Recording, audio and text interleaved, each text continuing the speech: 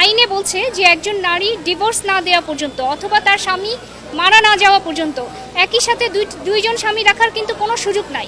প্রথমে আমি বলতে চাই, সাধারণত দেখা যায় যে পরকীয়া অথবা স্ত্রী চলে যাওয়া এবং বিশেষ করে ডিভোর্স না দিয়ে চলে যাওয়া, এই সমস্ত ঘটনায় সাধারণত পুরুষরা আদালতে আসতে চায় না সামাজিক লাজ লজ্জার ভয়ে, যে অন্যরা বলবে যে ওনার স্ত্রী চলে গেছে, নিশ্চয়ই কোনো সমস্যা ছিল, কি ছিল, বা এই লোকটা এমন কেন, তার ওয়াইফ চলে গেছে মামলা করছে কেন, আরেকটা নতুন করে বিয়ে করে ফেললেই তো হয়। তো এটা হচ্ছে আমাদের সামাজিক দৃষ্টিভঙ্গি, কিন্তু এগুলো কিন্তু দেশের আইনে ক্রাইমও।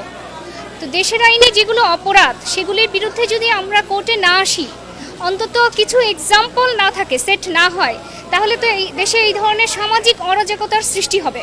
অর্থাৎ দেখা যাবে যে একজন ডিভোর্স না দিয়ে আরেকজনকে বিয়ে করতেছে, যার ফলশ্রুতিতে দেখা যাবে আইনে বলছে যে একজন নারী ডিভোর্স না দেওয়া পর্যন্ত অথবা তার স্বামী মারা না যাওয়া পর্যন্ত একই সাথে দুইজন স্বামী রাখার কিন্তু কোনো সুযোগ নাই।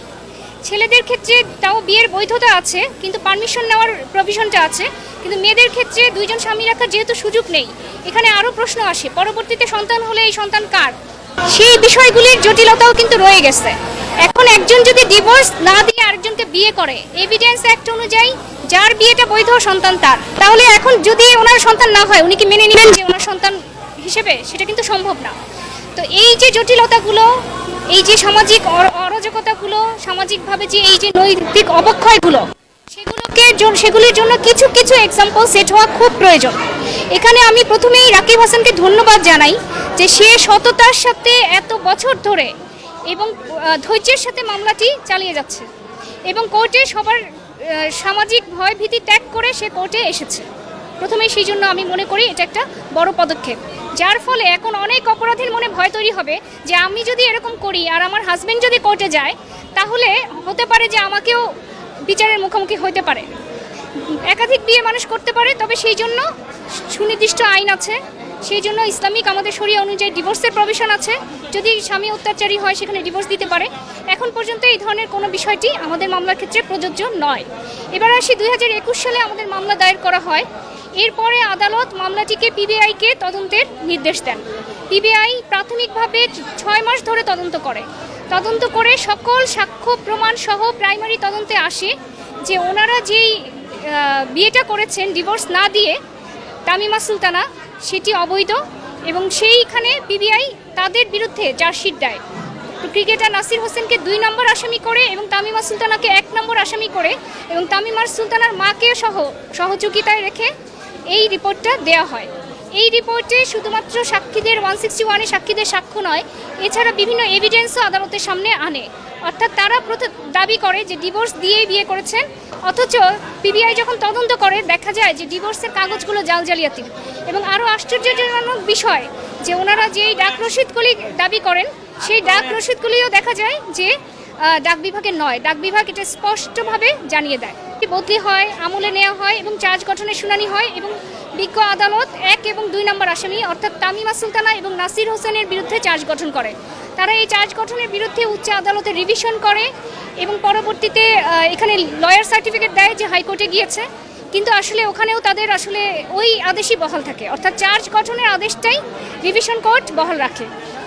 এরপরে 2023 সাল থেকে আমাদের সাক্ষী শুরু হয়। আমাদের প্রথম সাক্ষী দেয় রাকিব হাসান নিজে বাদী হিসেবে এবং আমরা আমাদের সমর্থনে বাড়ি ভাড়ার চুক্তি, কাবিননামা এবং বিভিন্ন সময়ে, অর্থাৎ তারা দাবি করে 2016 সালে ডিভোর্স হয়েছে, কিন্তু 2016 সালের পরেও একাধিক সময়ে তারা স্বামী স্ত্রী হিসেবে বিভিন্ন জায়গায় থেকেছে, ছবি তুলেছে, সেগুলির একেবারে মেটা ডাটা অর্থাৎ তারিখ সহ আমরা কোর্টে এভিডেন্স হিসেবে জমা দিয়েছি।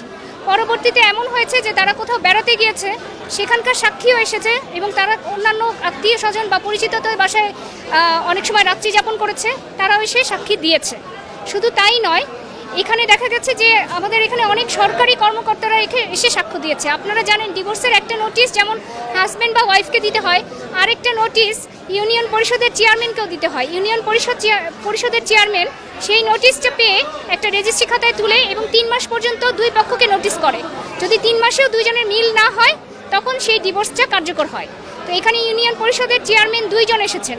তৎকালীন যে ইউনিয়ন পরিষদের চেয়ারম্যান 16 সালে অর্থাৎ 16 সালে যিনি ইউনিয়ন পরিষদের চেয়ারম্যান ছিলেন এবং বর্তমানে ইউনিয়ন পরিষদের চেয়ারম্যান 2 জনকেই আদালতে উপস্থিত হয়েছেন এবং সেই যে রেজিস্ট্রি খাতা সেটা আদালতে এভিডেন্স হিসেবে জমা দিয়েছেন এবং তারা তাদের বক্তব্য বলেছেন যে এই ধরনের কোনো ডিভোর্সের নোটিশ তাদের দপ্তরে আসেনি।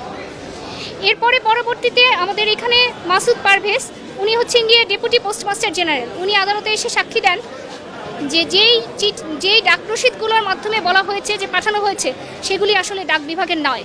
শুধু তাই নয়, এই বিষয় নিয়ে ডাক বিভাগে ইন্টারনাল ইনকোয়ারি হয় এবং সব ধরনের এভিডেন্সের পরে দেখা যায় যে যেই নাম্বারগুলো এগুলি কখনো ডাক বিভাগ ইস্যুই করে নাই। এবং পরবর্তীতে ওনারা স্বামী স্ত্রী হিসেবে যে হোটেল লা মেরিডিয়ানে ছিলেন, সেই লা মেরিডিয়ানের পরিচালক আসেন লেফটেন্যান্ট কর্নেল মকবুল কাদের, এবং তিনি লা মেরিডিয়ানে ওখানে থাকার যে ডকুমেন্টগুলো, অর্থাৎ একটা হোটেলে এন্ট্রি নিলে কিন্তু সেখানে কিন্তু দিতে হয় যে কারা কারা নিচ্ছে, এনআইডি কার্ডগুলো দিতে হয়। তো সেইখানে যে ডকুমেন্টগুলো কোন কোন ডেটের, এখানে একাধিক দিন 2016 সালের পরে 2021 সাল পর্যন্ত 20 সাল পর্যন্ত একাধিক দিন তারা স্বামী স্ত্রী হিসেবে ওই হোটেলে ছিলেন, সেই ডকুমেন্টগুলো দাখিল করেছেন এবং সেই বিষয়গুলো দিয়েছেন। শুধু তাই নয়, ওনাদের দুইজনের পাসপোর্টেই, অর্থাৎ রাকিব হাসানের পাসপোর্টেও স্ত্রী হিসেবে তামিমা সুলতানা ছিল এবং এই মামলা দায়ের করে তদন্ত হওয়ার আগ পর্যন্ত যেই পাসপোর্ট, অর্থাৎ সেই পাসপোর্ট কিন্তু রিনিউ হয়েছে 18 সালে। 16 সালে ডিভোর্স দাবি করলেও পাসপোর্ট রিনিউ হয়েছে 18 সালে। সেখানেও কিন্তু শুধু পাসপোর্ট নয়, যত রকম ভিসা সংক্রান্ত ডকুমেন্ট, চাকরির ডকুমেন্ট তিনি রাকিব হাসানকে স্বামী হিসেবেই রেখে চলছিলেন, সেই ডকুমেন্টগুলো আদালতে দাখিল করা হয়েছে। এবং সর্বশেষ যেই বাসায় ওনারা ছিলেন সেই বাড়িওয়ালা এসেও সাক্ষ্য দিয়েছেন এবং তারপরে যে পিবিআই কর্মকর্তা মিজানুর রহমান তিনিও সাক্ষী দিয়েছেন। অর্থাৎ আমরা মোট 10 জন সাক্ষী উপস্থিত করেছি। এখন আজকে আত্মপক্ষ সমর্থনের তারিখ ছিল আদালতে।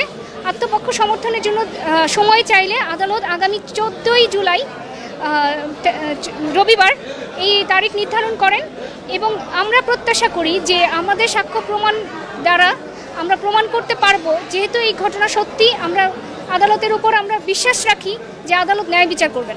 94 ধারায় 7 বছর পর্যন্ত, 468 ধারায়ও 7 বছর পর্যন্ত, 471 ধারায় 3 বছর পর্যন্ত, 497 ধারায় 5 বছর পর্যন্ত, অর্থাৎ ব্যভিচার যেটা, 498 ধারায় 3 বছর পর্যন্ত সাজার বিধান রয়েছে। তবে আসলে সাজা দিলে কত বছরের সাজা হবে এটা আসলে আদালত নির্ধারণ করবে।